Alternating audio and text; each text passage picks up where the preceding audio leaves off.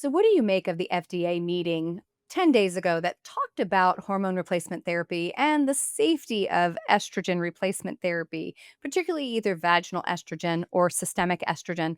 So, today I'm joined with Esther Blum. Esther Blum is a integrative dietitian and menopause nutrition expert who helps women find light at the end of the tunnel through nutrition, hormones, and self discovery. She's a best selling author of See You Later, Ovulator, Cave Women Don't Get Fat, and Eat, Drink, and Be Gorgeous, and Secrets of Gorgeous, and the Eat, Drink, and Be Gorgeous Project. She's also known as Gwyneth Paltrow's mentor and menopause mentor. Esther has appeared on The Today Show, ABC TV, Good Day New York, and is frequently quoted in Goop, Oprah Daily, Well and Good, and Forbes. And today we got into it. We really went deep into what did that FDA meeting mean, and where do we draw the line, and what does it mean to talk about systemic estrogens relative to vaginal estrogens. We also talked a lot about the fray that's happening in the medical community right now, and basically the old guard that are still trying to establish hormone replacement therapy is just for vasomotor symptoms, and then also looking at the more functional medicine side of why you would consider hormone replacement therapy from a longevity and disease avoidance and prevention plan. We also talked a little bit about some new things coming down the pike with Bill Gates and food safety, and just a deep dive into endocrine disrupting ingredients and why we need to be concerned and vocal at this time. So, join me today on Menopause Mastery, where I get to talk to Esther about all the important things about being a woman in today's world.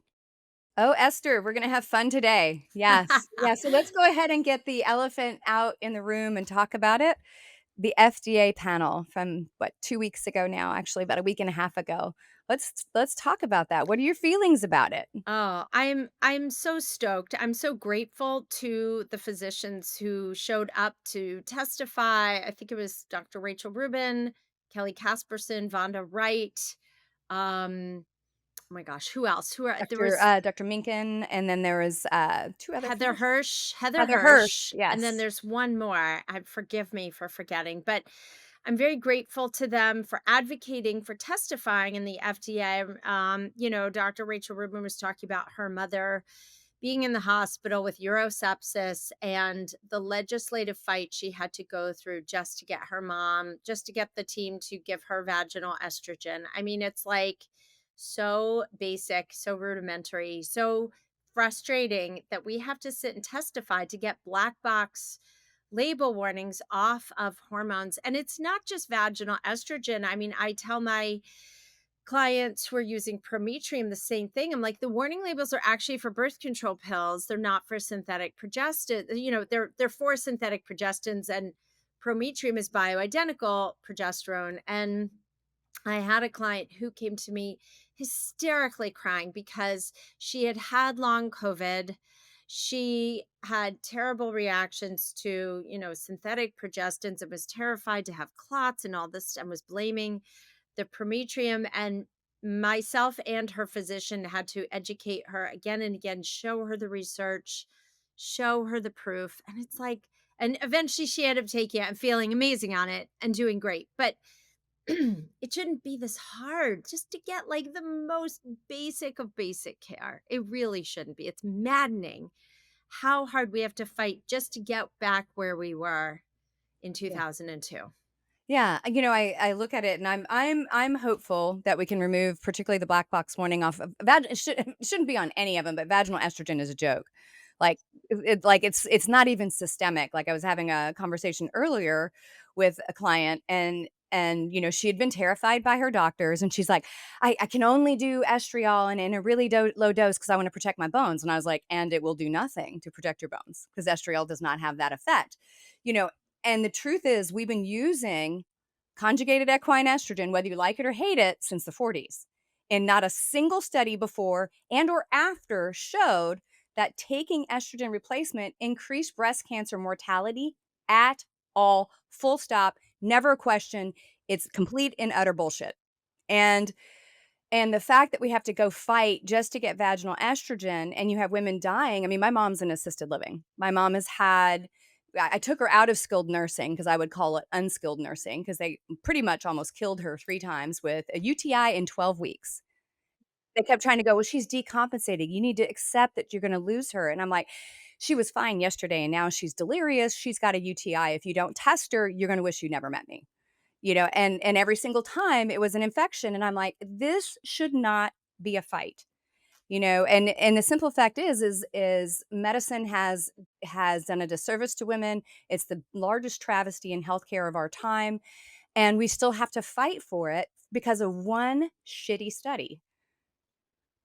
It's just mind-boggling. It's mind-boggling, and, I even with I always tell my clients, like you, there if your doctor tells you that hormones cause cancer, ask to see the studies because there simply aren't any, but B, even if they did get conjugate equine estrogen, right? Even if they're on birth control pills, like, what is the risk of clotting increase? It's like 6 in 10,000 if you Yeah. take it orally versus transdermally, so it's like, come on, people. I mean, it's ridiculous. It's maddening. And yes, the you it really needs a rebrand. I mean, it's like a digital weaponization of hormones for women. It's really like holding the hormones hostage for it, preventing women to get them even though they're FDA approved. And I always tell women to ask their doctors, like, this is FDA approved. Why wouldn't you prescribe it then? Why would these hormones exist and be FDA approved if you won't prescribe them?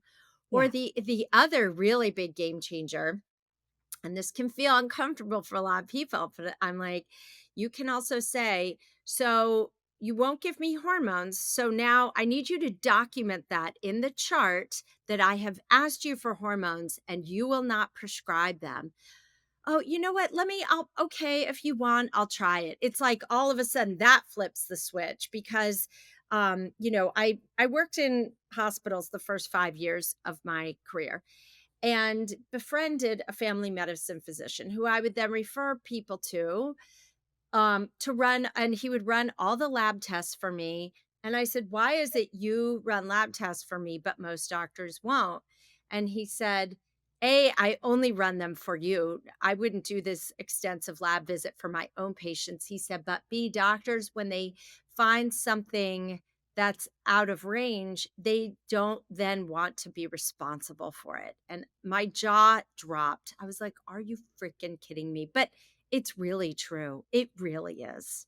Yeah, I mean, I have a clinic that I've had for 20 years, and we've been doing bioidentical hormone replacement that whole time, using the functional medicine model, preventative, and we get patients all the time like, "Why won't my doctor run this?" And I'm like, "'Cause they're legally liable for you." So most people don't realize this, but Yeah. if you go to a doctor and they run just a simple blood glucose, let's say it comes back at 400, and you blow off your follow-up, and they try and track you down, and you don't respond, they have to write a letter, fire you as a patient, informing you of that lab value and that you must go seek help somewhere else, or they're legally liable. So if you show up in an emergency room in a diabetic, a shock kind of situation or losing eyesight or something like that, that doctor can be liable for that lab value that you failed to do your job as a patient.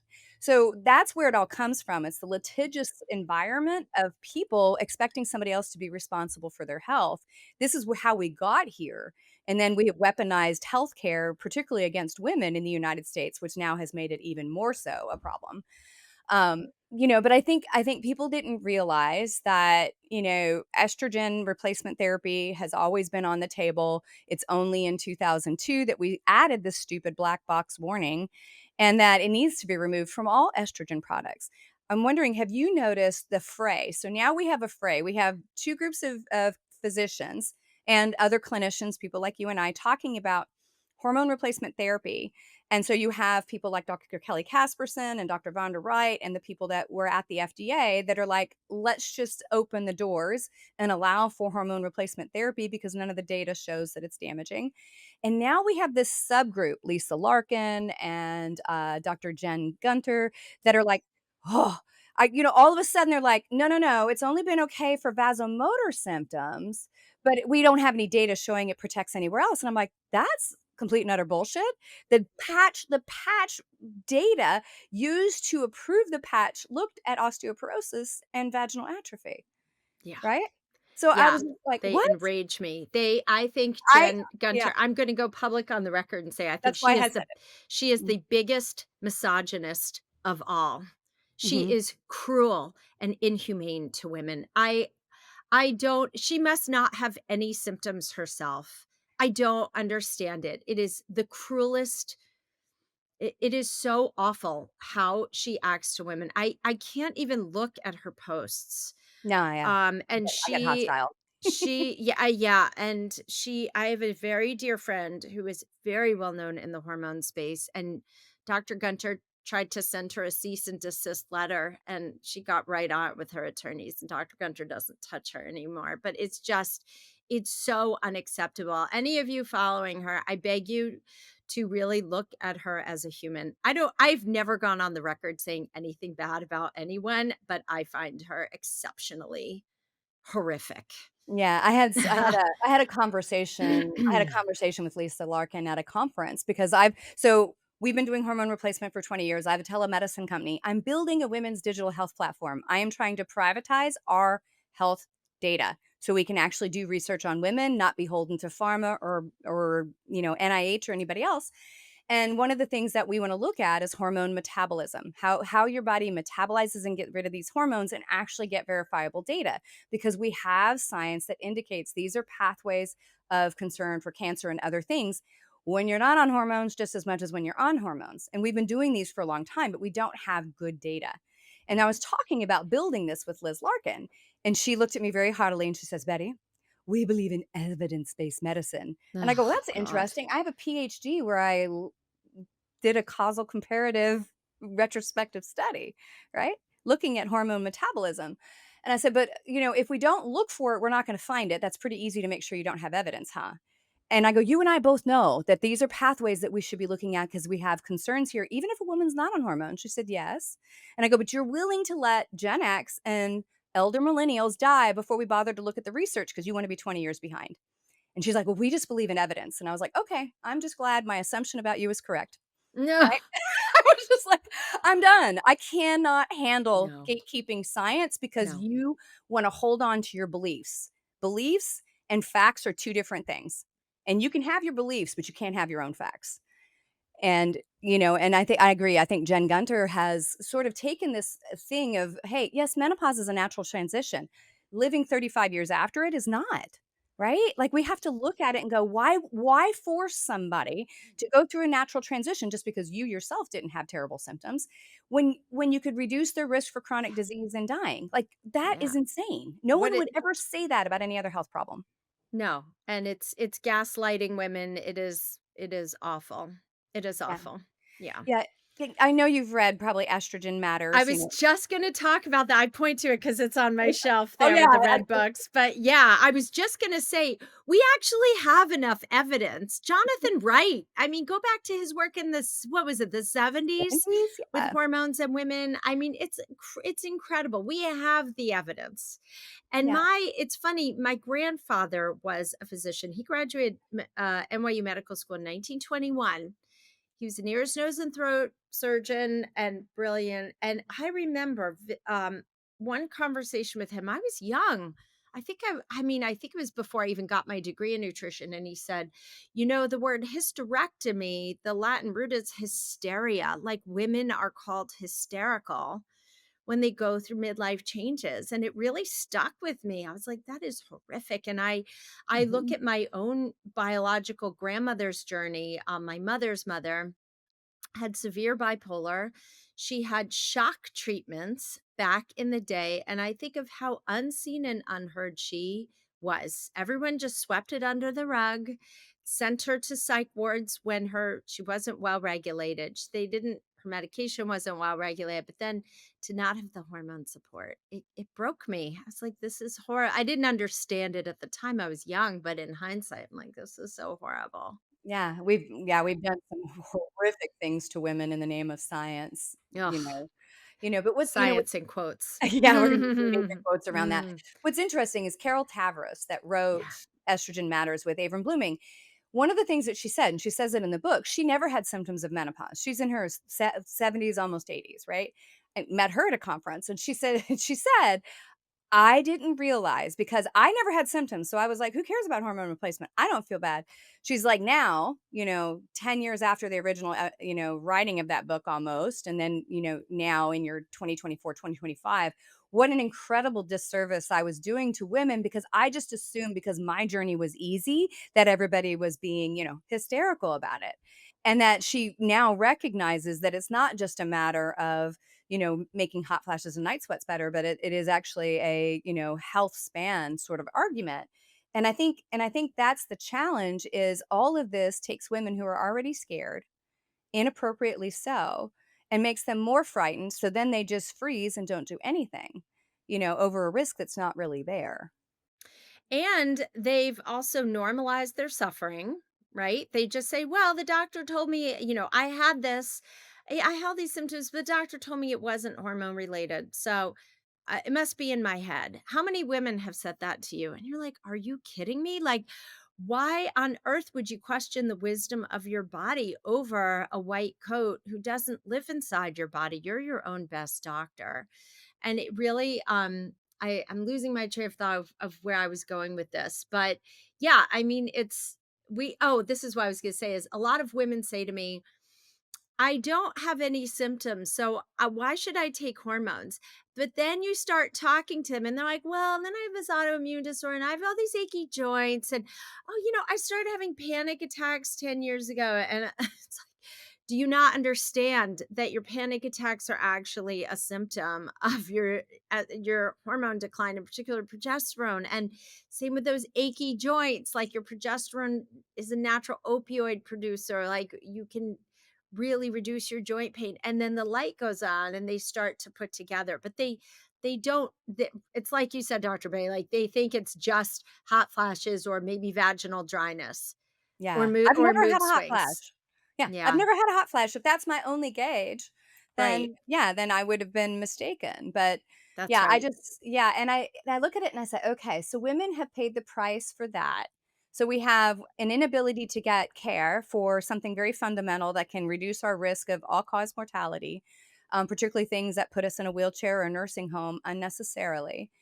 And then on the other side of it, we have political policies and other things that are now damaging our planet that is probably going to make all of the endocrine disruption worse and make our food supply more dangerous, right? It's like we have this like on one side we're like, "Yay, we're getting something hopefully taken care of with the FDA." And then in the back door we have all these scary things happening with our food supply and our environment. Like doesn't matter if we get red dye off the shelves if our waterways and our food are toxic. I know. I don't know how Bill Gates, this may be controversial what I'm going to say. I don't know how Bill Gates and Anthony Fauci are like not locked up in jail forever. I really don't. Who on earth approved mRNA sprays on our food? Who approved this? Like the only way, excuse me, the only way to avoid this, and I'm not even convinced it's 100%, is to buy organic, but a lot of times organic farms are next to non-organic farms. So we do know there is, you know, cross pollination, right? And so it's like, but not everyone has the bandwidth or resources or, lives in the countryside to grow their own food either. So it's just, it feels heavy, Yeah. and frustrating. You're like, oh my God, we're Yeah. just poisoning our kids, giving them apples. It shouldn't be like this. Right. Right. It's Well, and deeply worrisome. yeah, so we have the mRNA spraying that's happening out there, and I think most people just don't realize that, right? No. But on the other side of it, buried in all of the legislature that was going through, they also removed culpability and liability for pesticide and insecticide injury, right? That includes glyphosate. So Baird is not going to get sued anymore for glyphosate causing lymphoma, non-Hodgkin's lymphoma, right? Or paraquat, they can bring paraquat back, which was actually removed from the market because of its endocrine disrupting activities and its toxicity. And I think everybody's we're so distracted about what's happening elsewhere in the world and just so all the kind of craziness that we're not recognizing that we're putting profits in front of in front of protection, and, and that our children and our grandchildren are gonna pay for this, and it's just frightening. So, now that we've scared the crap out of Now that we've everybody, scared the crap out of you know you. but, I don't think truthfully, I think it's important for people to be informed, right? It And to be is. righteously pissed and informed. Yes. Because the other thing is like, I look at it and you go, how do people wake up 20 years later and they have a, crazy authoritarian regime where they've lost all their control? It's because they ignored the early signals and they kept thinking it was somebody else's problem or it wasn't affecting them, because they didn't maybe have all the information. And so I think what's important is that we do get a little righteous about it and we get a little angry about it because then we get aware of it because that's part of it. But I think the cooler thing is that we actually have the ability to do things about it, that we can actually enact change. Like futility is never fun. Utility is never fun, is that what you said? Oh, Futility. futility is never fun. No, but I Yeah. mean, aside from buying organic, like what can we do? I'm like, what is RFK going to address this? Is he going to take this on? Like, why is that not being taken on? Um, I'm just somebody's being bought and paid for. It's Oh, where it's at. 100%. Yeah, I Somebody's mean, bought and paid we for. have some extraordinary graft and corruption going on. We already had it, but It's now we're at an all-time high. it's And I think it's because there's so much chaos going on that there's no single group that's sort of paying attention that has any teeth, right? It's yeah. dismantled and sort of not that it would have been able to be under control before either. No, You know it's under every administration. For those of you saying it's Yeah. this administration, it's that. It's Oh, under this has been going every on. administration. There has never been an administration where GMOs weren't an issue, where pesticides weren't an issue, where Bill Gates, I mean, he's been around a long time. He's been Yeah. slowly taking over our entire food supply. I've been in functional medicine since 1998, and it Yep. was an issue back then. So, like, it's health is nonpartisan, but yes, Mhm. it's just every administration. Yeah. There's so much corruption in there. Yeah, there's Um, too much money passing it's hands too back much and forth. money passing hands. I also, since we're on hot topics, I do want to address a piece that I haven't even had time to make a post about for Insta, but over the weekend, the New York Times, ugh, did you see that piece they wrote about protein? No, I haven't seen it yet. Oh, I was okay. on a, phone, social media break this weekend. Yes, I get it. I get it. So, there was a piece that came out called A Protein Boom, right? And it was all about how protein is remaking the food economy and how much do you really need? And the author, it was by Adam Kushner, and the author is claiming to eat now a very virtuous high protein breakfast of overnight oats, which have 5 grams of protein, kefir, which has 6 grams, Mhm. whey, which is 24 grams, collagen, and peanut butter. And he's complaining how stuffed he is and whining about how this is supposed to live. And then he interviewed Alice Callahan, who was a Times reporter with a PhD in nutrition, and said that the idea that Americans don't eat enough protein is a lie.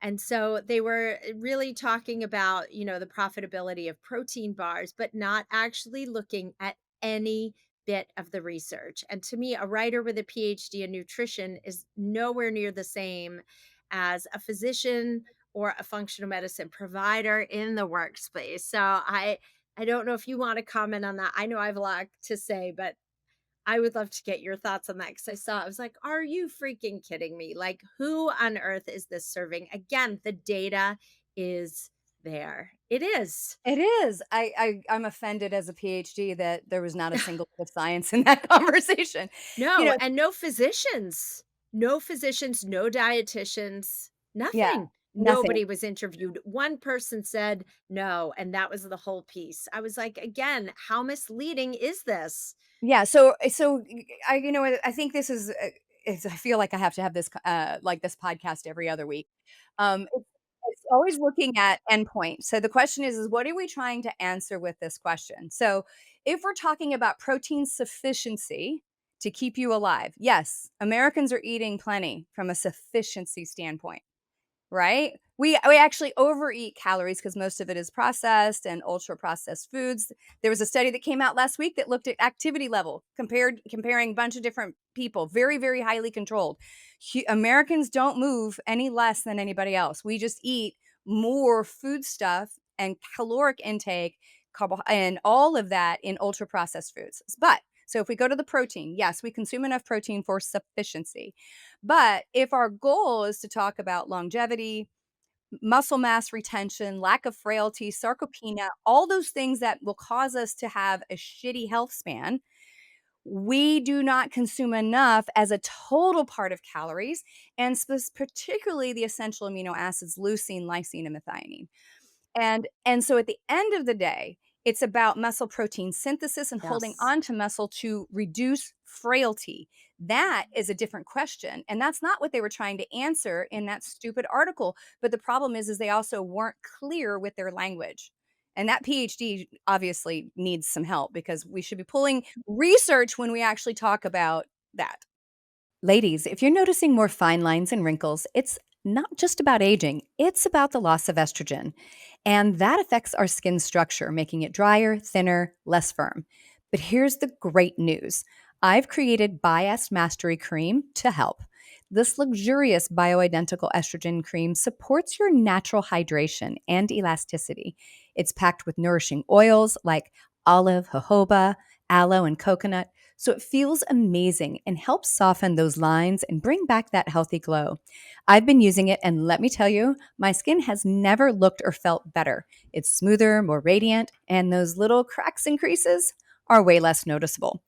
If you're ready to give your skin some extra love, check out Buy Est Mastery on the Metabolic Blueprint website. And that's metabolicblueprint.com/, Buy Est Mastery. That's BIEST Mastery, Mastery. And your face will thank you. That's exactly right. And also, the research does show that we need more protein as we age for optimal longevity, not less. Mhm. And so it's just like, my gosh, if you talk to anyone with a clinical practice, they will tell you also, like, the blood sugar issues, the insomnia issues, the energy, the brain fog, so much of that clears when you optimize protein. And yes, your protein should be from real sources. I don't mind some protein powders in the mix if you're trying to really hit a high target that you and you just can't eat enough steak or chicken or fish, but you have a woman trying to build muscle on 80 grams of protein a day, it just doesn't happen. It's just, we're just simply not physically able to do it. You can lift all the weights you want, if you're not fueling your body, that's a problem. If you're not, and I always educate my clients on this too. I'm like, you need a minimum of 4 ounces at every single meal to hit that 2.5 gram lysine minimum threshold, leucine, pardon me, not lysine, leucine minimum threshold. I'm like, if you don't have that threshold met, you're not building protein. And even that, that's still only 90 grams of protein a day. That's still not even the minimum amount.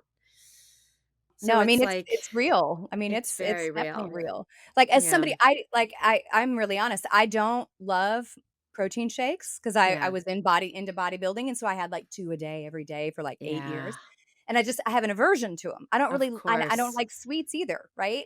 So I don't like a lot of protein bars, but do I use them when I have to? Yeah. Yeah. And my preference is to get real food, but the simple fact is we have to consume so much more of that. I Y- mean, there's even good studies showing just taking in 4 ounces of protein 3 to 4 times a day reduces anxiety and depression, right? So how many people Right. are dealing with that because they don't actually eat protein, right? Just because Yeah. you can Yeah. survive it doesn't mean it's optimal. That's right. That's right. And you're not, I remember, did you ever know Charles Poliquin?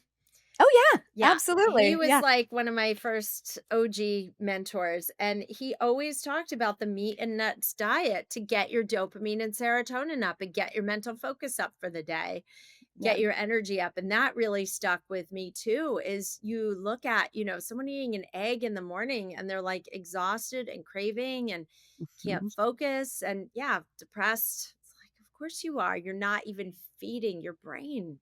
Yeah. Yeah, it is, Ugh. It is a mess, so I We've can got understand. work to do, lady. We have so much work to do. I know.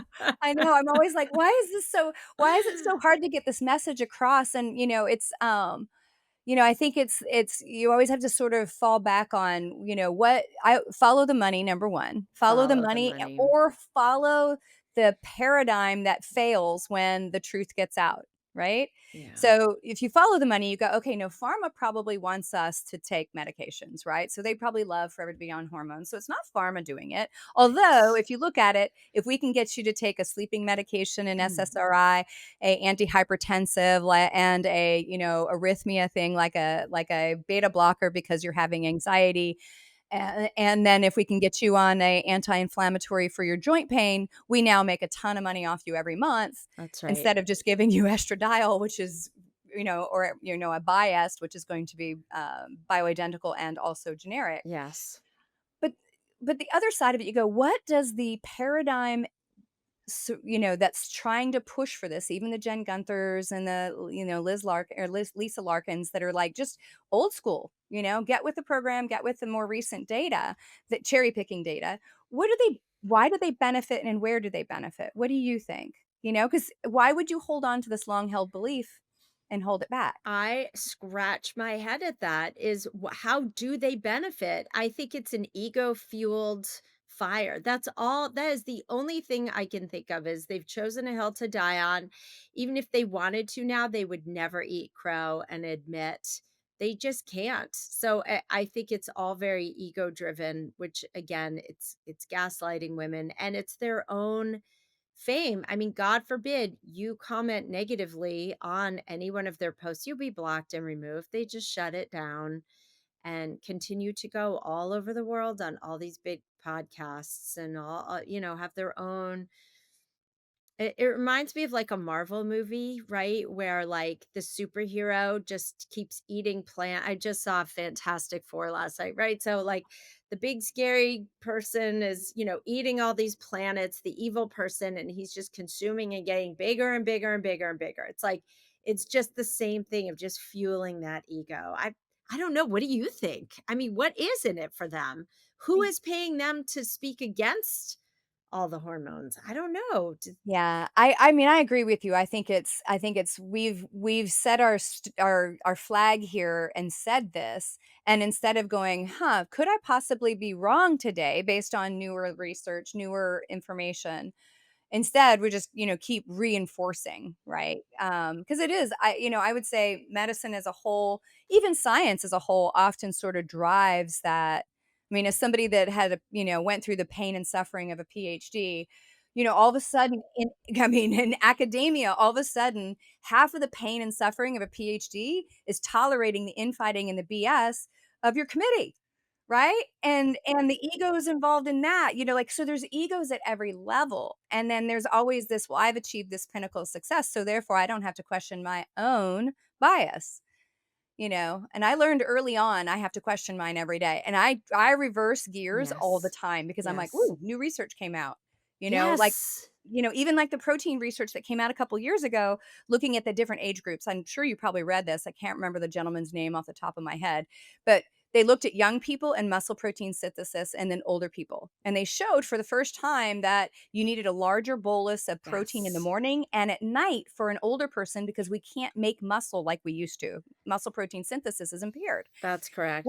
up until that point, I had the paradigm for decades of, okay, if you're trying to build muscle, yeah, you can have a protein bar here and a smoothie here and a little bit of protein here.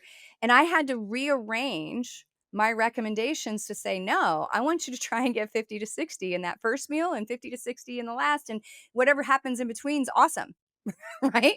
Based on muscle protein synthesis for somebody Yeah. over 40, right? Interesting. Yeah. And so I was willing to I mean, I literally had to redo an app. I was like, "All of those recommendations are now wrong for my population," right? Yes, we can do that, but if we're trying to build muscle, we probably need to eat more in these bigger chunks, and I think it is that paradigm. And so, if we were to look at it both as, menopausal coaches and people that have been in this industry for decades, how do we take this and say, "Okay, ladies, you now know that hormones are safe. right? And the black box warning needs to be removed, testosterone included in that, and progesterone. You know you know, how do we empower them to sort of take that next step? What's your sort of go-to things? In terms of accessing hormones and just all the information, well, shameless plug here, but you can read my book, See You Later, Ovulator. This has a lot of information on mastering menopause with nutrition, hormones, and self advocacy. So there's wonderful research studies in the back of this book as well. And it's quite simply having the confidence and the unshakable faith that there's nothing that you think about your body that you know to be true that isn't true. And just because of provider, if it's an MD, an ND, an NP, any medical provider, just because they tell you it isn't so doesn't mean it's true. So when you know that, you become less afraid to either question your provider and say, hey, I've read the research on hormones. I want you to partner with me. Let me try it for 3 months. Let's go down the road. You want me to sign a disclaimer that I won't see you? Fine. I'll sign the disclaimer. But ultimately, committing to finding a hormone literate provider for yourself. And I always say, call your local compounding pharmacy. There's one in every state. There's at least one compound pharmacy in every state, and say, what doctors are running hormone prescriptions through here? What doctors are the most hormone literate? Who can I go to? Right. And then, really, again, advocating for yourself, showing the doctors the research. I always tell my clients, bring them my book. The research studies are in here. And then I also give people the list of the functional medicine blood tests that I run in my practice. I do run a Dutch, I run a GI map. You don't have to have those done, but at least get some baselines. Look at your inflammatory markers, look at your cardiac risk factors, look at your glucose and insulin management, look at your hormones, look at your thyroid, and a comprehensive panel, not just a TSH. And I think we are the alchemists. And when we start asking, and doctors are showing up at conferences scratching their head saying, I have so many patients asking for this. What the hell's going on? And wow, my empty room, my waiting rooms are getting emptier. What the hell's going on? You know, I think that that's really helpful. I think I would kill to bridge the gap also between the haves and the have-nots, like women of every income level. I've worked with severely underprivileged women, and I've worked with high-level privileged celebrities, and still nobody's getting this information. Nobody. I'm talking top level people, like I could say their name on a first name basis and you would be like, and they're coming to me because they found me on Instagram because they Yeah, weren't getting their own medical care. I'm like, this is egregious. So yeah, you think about how people without resources are not getting that information.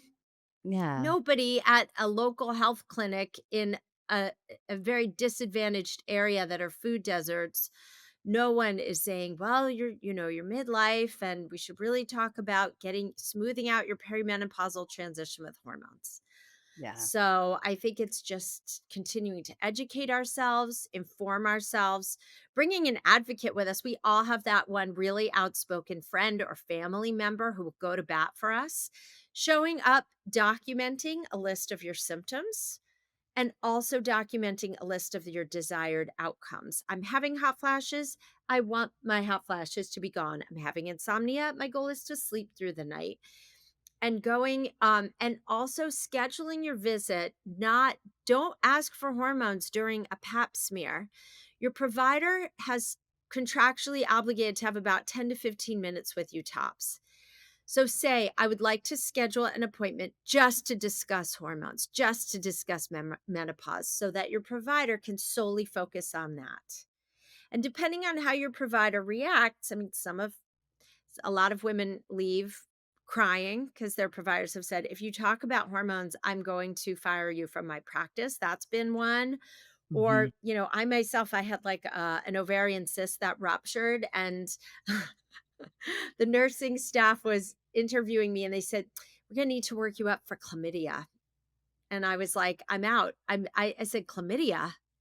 I'm What? in perimenopause. I need an ultrasound. I almost went to the hospital last night in screaming pain.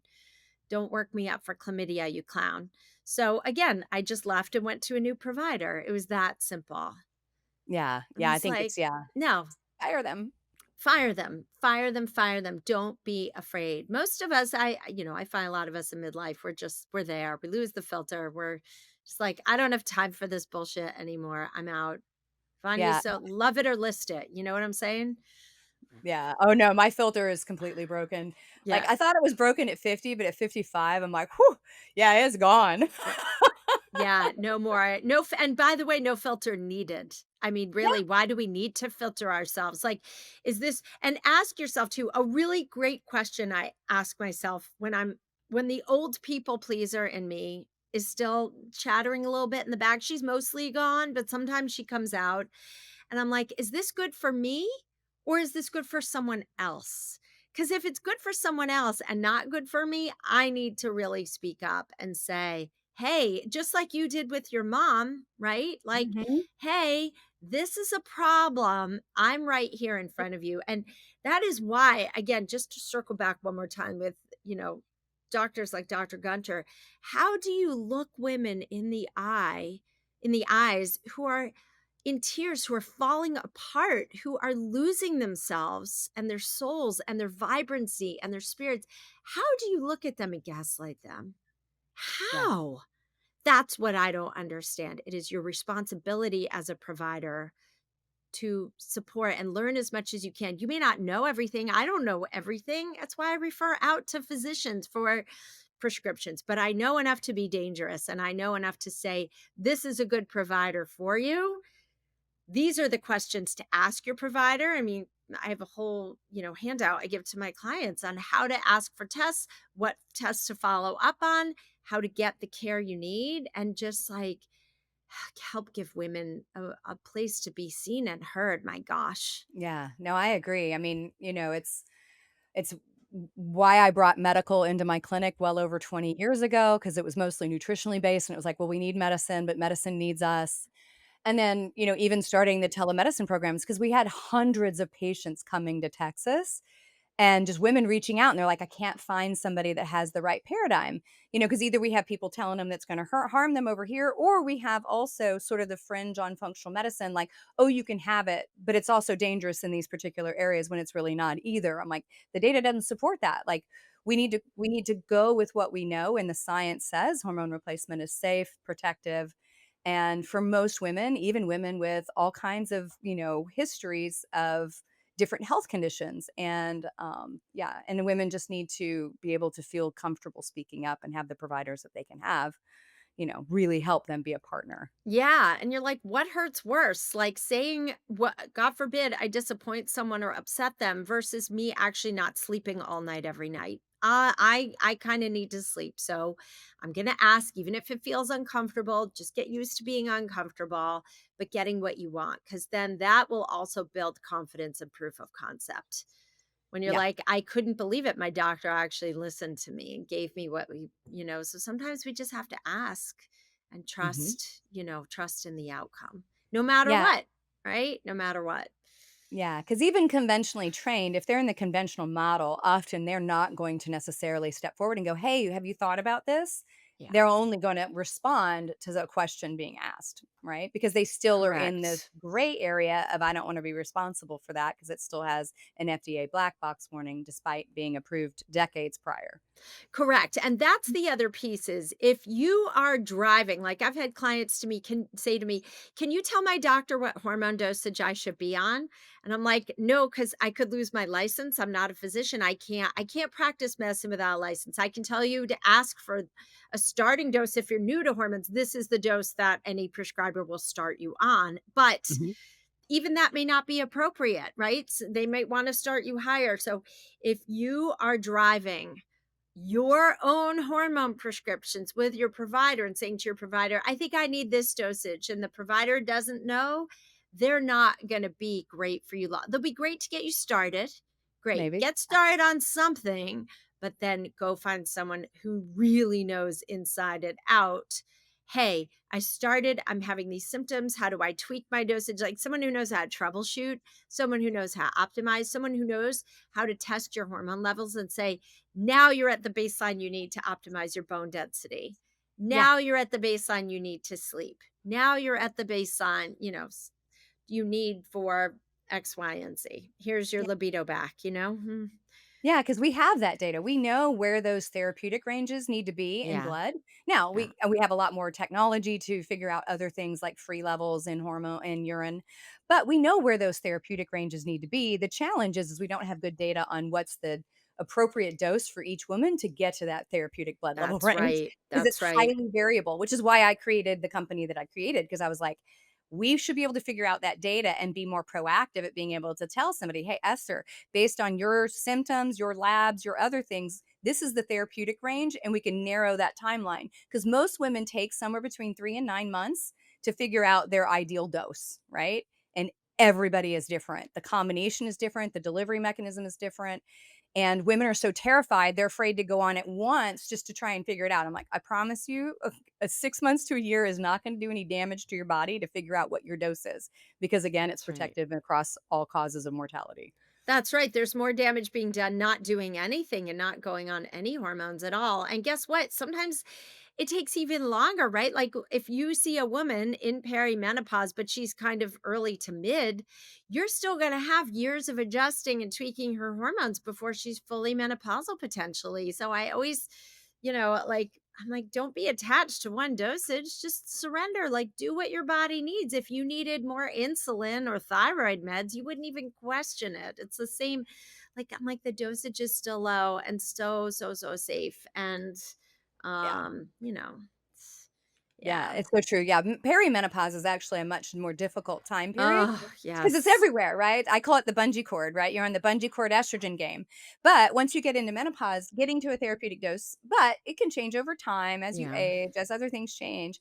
And Yeah. again, like you said, it's such a low dose. It's such a low Yeah. dose, It you really know. is. Yeah, I call it whack-a-mole. No, it really, really It is. And I really think is. because it is the one area of medicine for the most part that's highly variable, kinda Yeah. like thyroid. Thyroid is the same way, right? How Yes. much somebody needs, where they go, all that. Thyroid and sex hormones for women are very, very variable, and everywhere else in medicine, we kinda go, "Okay, here's the dose," and then there might be 2 or 3 versions, and that's it, right? But Right. this is more of an art and a science put together, That's right. and you have to have a provider that sees it that way, That's you know? right. That's right.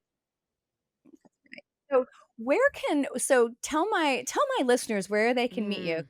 You and I are simpatico. We are so simpatico, so simpatico. Peanut butter and jelly, or peanut butter and chocolate, really. That's my Yeah, go-to. yeah. So yes, I'm on Instagram at Gorgeous Esther. I have a podcast launching in September called the Midlife Realignment. And my website, it's ESTHER, EstherBlum.com. I have education, resources, weekly newsletters, and then some group coach. I run lab tests. So yes, you can find it all. Yes, Yeah. yes. So everybody look up Miss Esther.